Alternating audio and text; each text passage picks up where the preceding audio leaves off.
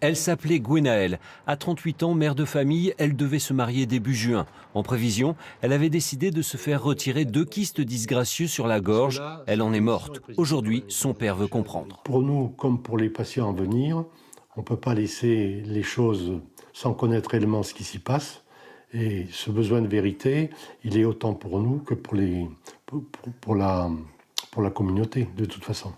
Après la première intervention, Gwenaëlle se plaint d'importantes difficultés respiratoires. Elle fait un arrêt cardiaque dans sa chambre. L'équipe médicale de la clinique du Tondu la renvoie alors au bloc pour une nouvelle opération avant d'être transportée aux urgences du CHU de Bordeaux.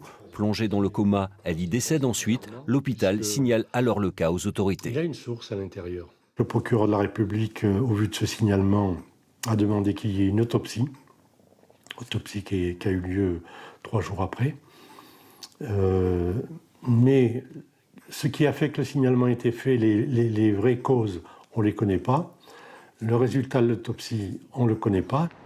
Ce matin, Jean-Luc Leterme a été entendu au commissariat central de Bordeaux dans le cadre de la plainte contre X qu'il a déposée.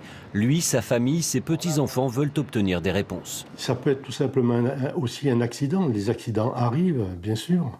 Ce n'est pas forcément fautif, un accident. Ça peut être un accident médical non fautif, mais raison de plus pour ne pas le cacher. La vérité, l'éventuelle chaîne des responsabilités, des culpabilités, la transparence totale du dossier médical, c'est ce que demande aujourd'hui toute une famille désormais dans le deuil.